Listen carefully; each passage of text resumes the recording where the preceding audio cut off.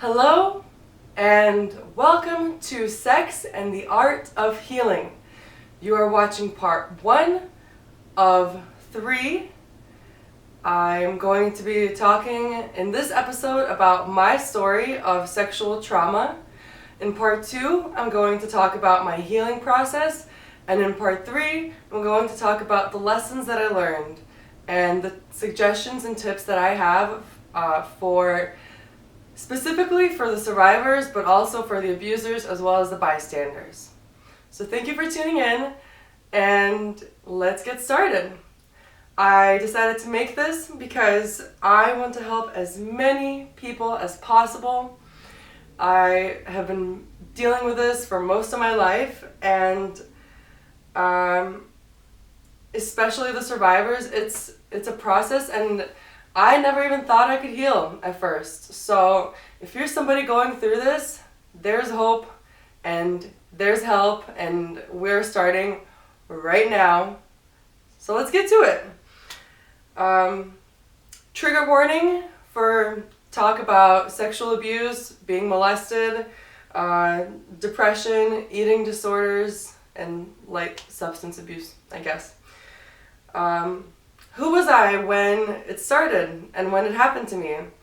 I was just a wee little girl of about 5 or 6 years old, and it stopped at around 8 or 9 years old. I tried to block it out for a long time, so I can't say exactly, obviously, but it was definitely all over before I was 11 because that's when I came to America. So they got me pretty young.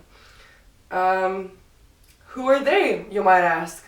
Well, I was molested by 2 people, one on each side of my family tree, so for my mom and my dad's side, which is super fun. The first person I'm going to talk about I'm going to refer to him as Mr. Mistake. Our encounters, definitely, I don't think it was more than 2 times, maybe only just one. I really don't remember. Like I said, I tried to block it out. And with the exception of one person, I didn't tell anybody at all for 10 years. So, anyway, for him, he just had me perform oral sex, and we did the 69 position. That's all I really remember. And, honestly, He was so young, I think he didn't really know what he was doing, and unless there's something I don't know about his life, I've seen him only be kind and good to other people, so I think he's a good person, and I forgave him a long time ago. I actually didn't even want to tell my family about him because I wanted to protect him, but more on that later. But yeah, I hope he finds some healing for himself, and I hope he forgives himself, because him and his family are some of my favorite relatives, and I love them so much. So that is the first person that molested me. The second person is the abuser, the serial offender. And for the sake of this video, I'm going to refer to him as Mr. Abuser. He was probably at least 50 years old, so he's a grown-ass man when he did it, and he knew what he was doing. He did this over a long period of time, at least a year, but maybe up to 3 or 4 years. I really don't remember, and it doesn't matter, because after a certain point, there's only so much, a month here or there doesn't make a difference. And he was not apologetic, ever. And, how did it start? It started because, he's not a relative of mine, but he had been living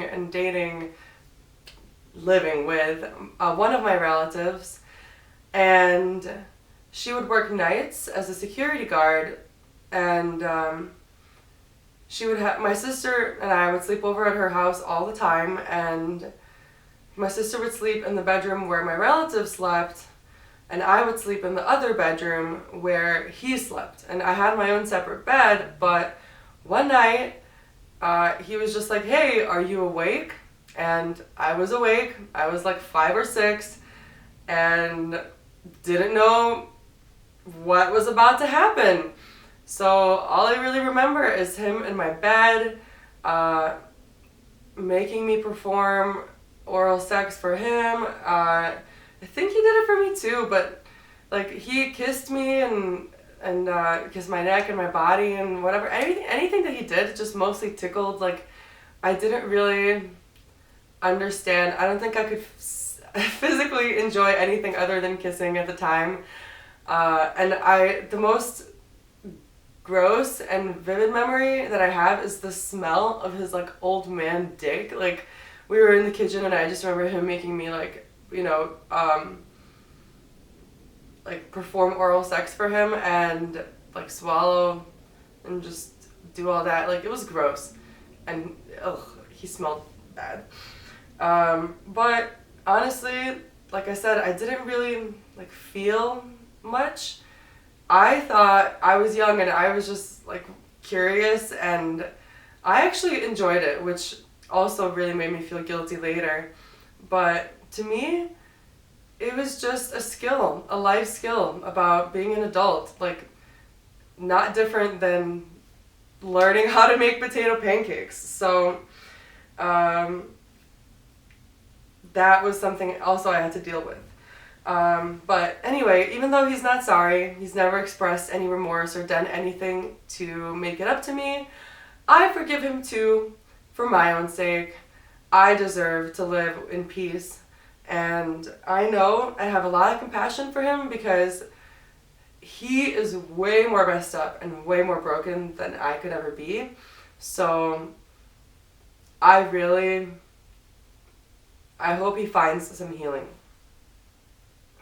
So how did this affect me? Well, it was on both sides of my family tree, so it definitely made me feel like I cannot trust anybody. I internalized everything. I thought I was wrong and I was dirty as an identity. And keeping this shameful secret definitely weighed heavy on my heart. I locked it away. Like I said, didn't tell anybody for 10 years. I definitely internalized it. I analyzed it. I tried not to think about it. And I always was feeling wrong. And most of all, I was just hoping I would never have to talk about it. So it's funny that we're here now and I'm making a video, but living my greatest childhood fear. It's really not that bad, and now that I'm older and I've healed, I hope that my journey can help other people, so it's worth it and worthwhile for me. What else? So it can have a lot of different kinds of effects. A few other issues that stemmed for me from this were depression, substance abuse, eating disorders. I just had this, and I really wanted to belong, but I always felt so different and out of place. And I felt like I could not trust anybody. I felt like I was unlovable, but I craved intimacy and connection. And it was so frustrating, like, I'm not worthy, nobody even cares about me, nobody loves me, but I really want to be loved, and I really want to love other people. And I just felt so lonely. Like, I spent most of my life being very, very lonely and feeling like I can't talk to anybody about this. Also, it definitely developed a fear of men, but with that, like right next to it, I always had this deep-rooted desire to please them. So that was also twisted, and and that's it. Like those are the main things that happened to me. There's a lot to unpack, obviously, but and I will do that in subsequent videos, and we're gonna talk about a lot of things. But where I am today is so different. I am 25 years old, about to turn 26. I have amazing relationships with myself. First of all, I learned how to love myself, and I am in love with my life. I trust myself and my life now. I value and respect myself, and I also have amazing relationships with my family and my friends. I love my parents. I love my sister. I have like just the best friends. I actually feeling like I can't trust anybody in my family, I would say helped me learn how to connect with other people outside of it better than most. I'm a very happy and positive person. This isn't just a facade. I'm not just acting. I am mostly happy most of the time. My best friend just the other week was telling me how I'm so happy and positive all the time that it's almost annoying, which I take as a compliment. And my ex of 2 years said that when I'm upset, it's like, yeah, something happened today and it really pissed me off and I was really angry. But like I don't really get mad easily, and I do get sad, and I let things affect me. Anyway, we'll talk more about that later, but I would say I have healthy emotional coping skills now. I lead a pretty balanced lifestyle. I prioritize my sleep and I wake up early every day pretty much. I have a pretty good diet. Obviously the holidays make it a challenge, but I eat a lot of fruits and veggies and I cook for myself most of the time. I work out regularly. I have a lot of really other awesome habits and rituals that have helped me heal and recover, and I'm gonna share them. I'm not perfect. There's still a lot of things I can work on. I still have student loan debt. Clear Skin 2018 is one of my goals, but I would say I've come a really long way and really far, and I've taken care of the things that I care about the most as far as my well-being, so it's possible for you too. And to wrap it up, if you're somebody who is going through this and struggling, just know that there's light at the end of the tunnel. You can be a happy and whole person again. It's totally possible for you. And you're worth it, and it's worth it, and there's help. I'm gonna help you, and we can do this together.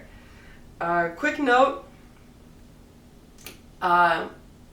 there are a lot of people who have been through way worse than me, and I applaud you.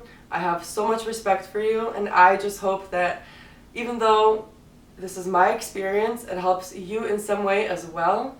And I know that it takes hope and courage to heal, so I admire you all. If you find any value in this, or if you know anybody, I mean, just if you can, please share this video with your network. You never know who's watching. You never know who's looking for something like this, and I want to help as many people as possible by sharing my story and what I learned and what we can all learn. So if you like this, feel free to connect with me on social media. I'm one of the friendliest people you could ever meet. It's ridiculous. I'm on Twitter, I'm on Facebook, I'm on Instagram, I'm on Tumblr. Just say hi. If this helped you already, please send me a message. I love to know when I help people. It makes this worthwhile.